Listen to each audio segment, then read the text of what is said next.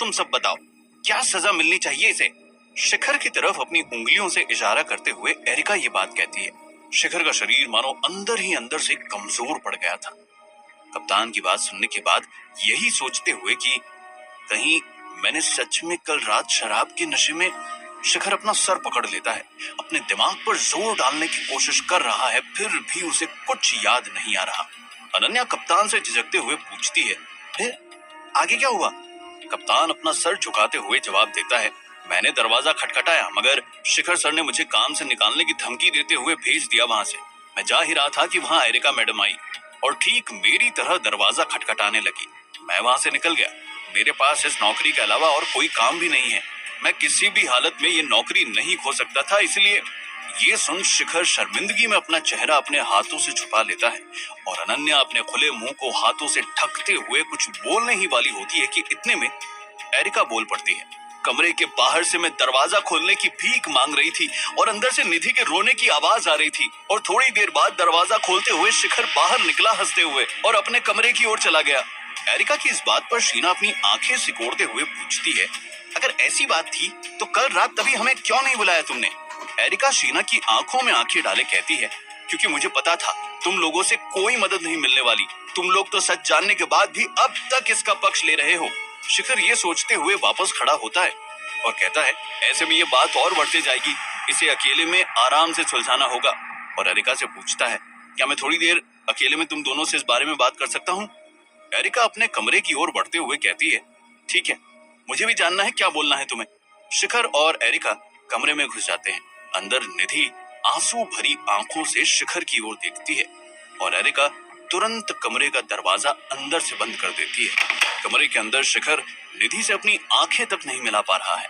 निधि को देखकर बार बार शिखर के मन में यही सवाल आ रहा था कि क्या सच में कल रात नशे में मैंने इसके साथ कुछ गलत किया? निधि दुबकी हुई बिस्तर के कोने में अपने हाथों से अपना मुंह छुपाए हुए बैठी थी। तभी एरिका अपनी आवाज बदलते हुए कहती है, हमें आज रात तक 5 करोड़ चाहिए चुप रहने के, वरना ये बात मीडिया से लेकर बाकी हर जगह फैला दी जाएगी। शिखर जैसे ही ये बात सुनता है, पलटकर एरिका को उंगली दिखाते हुए कहता है, मुझे पता था तुम दोनों की चाल है ये बस मुझसे पैसे ऐंठने के लिए। एरिका शिखर के होठों पर हाथ फेरते हुए कहती है, गलती तो तुमसे हुई है कल रात, मैं तो बस मौके का फायदा उठा रही। इस गलती का हर्जाना पूरे 5 करोड़ भरना होगा तुम्हें। शिखर एरिका का हाथ पकड़ बोलता है, तुम्हारी हर बात से मुझे कपट की बू आ रही है, मैं इतनी जल्दी हार मानने वाला नहीं हूँ। एरिका अपनी आवाज बढ़ाते हुए बोली, अगर ऐसा कुछ सोचा भी तो जीना मुश्किल कर देंगे हम। तुम्हारे इज्जत की जो धज्जियां उड़ाएंगे बाजार में, किसी को मुंह दिखाने लायक नहीं रहोगे। तभी चुप बैठी निधि बोल पड़ती है, बस करो, नहीं चाहिए मुझे कोई पैसे। इसको जब इसकी गलती का पछतावा ही नहीं है तो क्या फायदा? मुझे पैसे नहीं, इंसाफ चाहिए। निधि चलते हुए शिखर के करीब आती है और कहती है, रखो अपने पैसे अपने पास, मुझे बस इस बात का जवाब दे दो कि क्यों, आखिर क्यों, क्या गलती थी मेरी जो मेरे साथ ऐसा किया? निधि की इस बात ने मानो शिखर को बेजुबान कर दिया हो।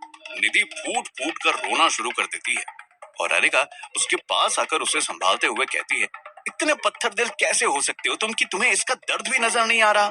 ये देख शिखर को भी इस बात का पूरा यकीन हो गया था कि कल रात नशे में जरूर उसने निधि के साथ कुछ गलत किया है। शिखर मानो हार सा गया था। अपनी आंखें नीची करके बोलता है, मैं पैसे देने को तैयार हूँ और साथ ही जैसे हम शहर के पास पहुंचेंगे मैं पुलिस स्टेशन जाकर अपना गुनाह भी कबूल कर लूंगा। एरिका के मन में खुशी की एक लहर दौड़ पड़ी। शिखर उसके जाल में अब पूरी तरह फंस चुका था। निधि भी अपनी जीत की खुशी में अपने मुंह का कोना सिकोड़ते हुए हंस रही थी। एरिका एक सादे से आवाज के साथ बोलती है, ठीक है तुम्हारी मर्जी, मगर हम यहाँ और एक पल भी नहीं रुकने वाले। थोड़ी देर में हम अपने लिए पिकअप बोट बुला रहे हैं, पैसे तैयार रखो। इतना बोल एरिका संभालते हुए निधि को उठाती है जो नीचे बैठी हुई थी और बेड पर उसे बिठाती है। अचानक से शिप ऊपर नीचे होने लगता है। बाहर समंदर में कुछ बड़ी लहरें उठ रही थी। शिखर और दोनों मॉडल्स बेड पकड़ अपने आप को संभालते हैं। तभी बेड के बगल में रखा निधि का पर्स नीचे गिरता है और उसके अंदर का सारा सामान बाहर बिखर जाता है। शिखर की नजर जैसे ही उसके पर्स के गिरे सामान पर पड़ती है, उसे इन दोनों की सारी चाल समझ में आ जाती है। शिखर भी सर झुका मन ही मन हंसने लगता है और सोचता है, अच्छा तो ये नाटक चल रहा है। सही वक्त पर सच मेरे सामने आ गया, वरना मैं तो जिंदगी भर इस बात से उभर नहीं पाता। अब अपने किए पर पछताने की बारी इन दोनों की है। यही सोच शिखर वापस से उदासी भरे आवाज में कहता है, ठीक है फिर, मेरे पास बैग में 5 करोड़ नकद रखे हैं कमरे में, थोड़ी देर में बाहर मिलो मुझसे, मैं वो बैग तुम्हें दे दूंगा। इतना बोल शिखर कमरे का दरवाजा खोलता है और वहां से निकल जाता है। उसे पता था अब सच सबके सामने कैसे लाना है।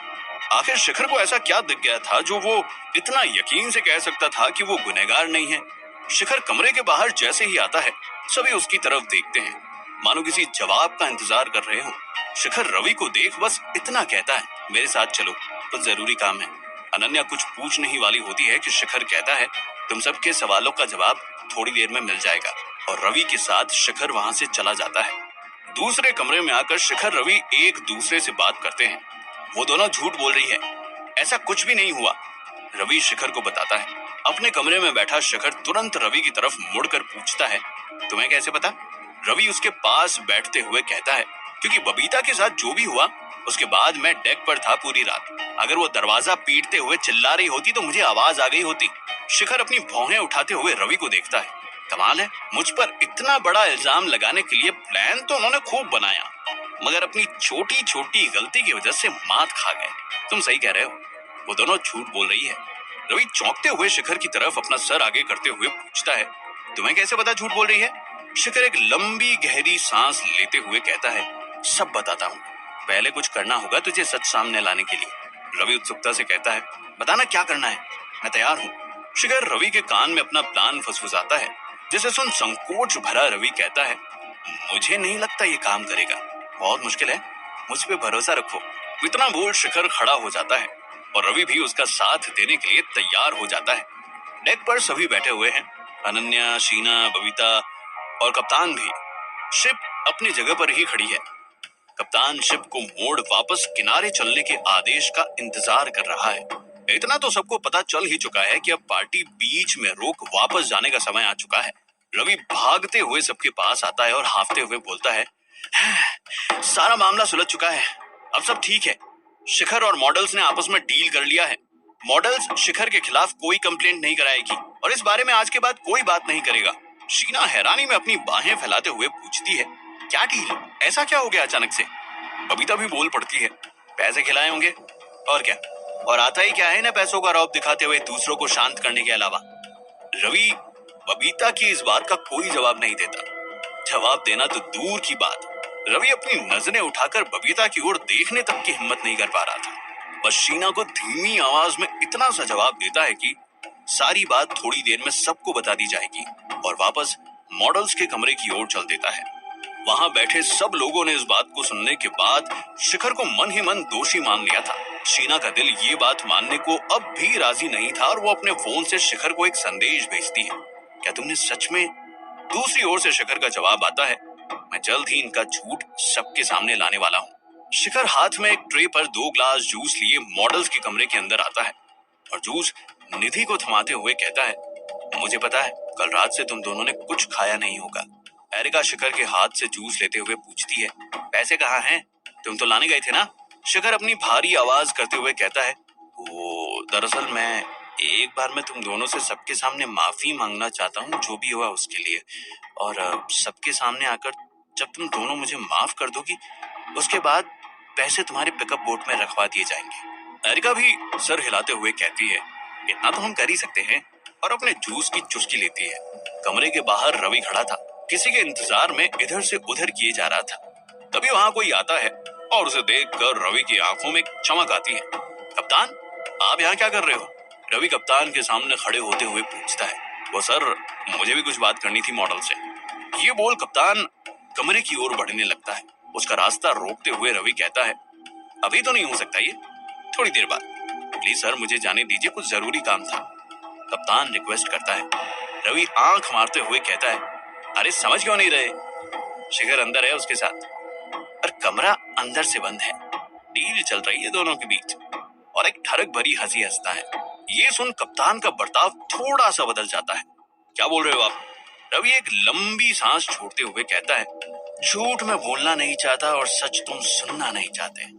रवि की इस बात से मानो कप्तान को मिर्ची लग गई हो और वो रवि को धक्का देते हुए सीधे कमरे का दरवाजा खटखटाता है।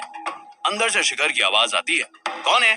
कौन है जो चैन से 2 पल मजे भी नहीं लेने दे रहा मुझे? रवि क्या कर रहा है बाहर तू? कप्तान को एक झटका लगा शिखर की इस बात से। उसका पूरा शरीर मानो सुन्न पड़ गया हो।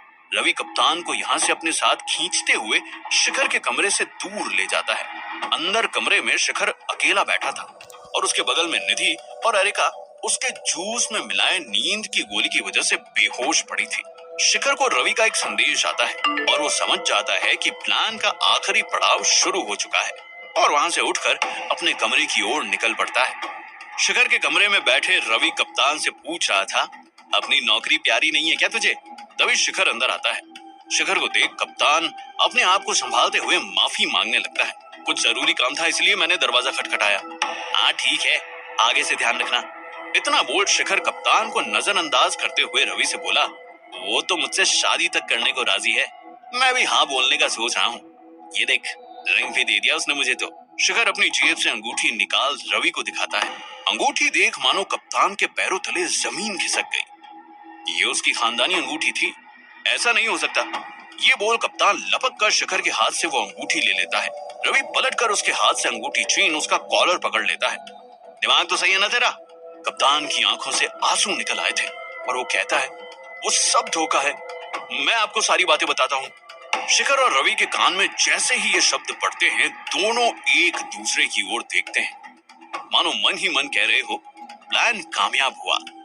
शिखर सोचता है, अच्छा हुआ सही समय पर निधि के बैग से ये रिंग गिरता देख लिया था मैंने।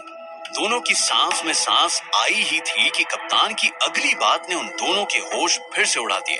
कप्तान अपने आप को संभालता है और शिखर की तरफ उंगली करते हुए कहता है, ये सब आप दोनों की चाल है। शिखर का दिल तेजी से धड़कने लगता है। उसके मन में सिर्फ एक ही बात आती है, अगर ये प्लान फेल हो गया तो और कोई रास्ता नहीं बचेगा हमारे पास।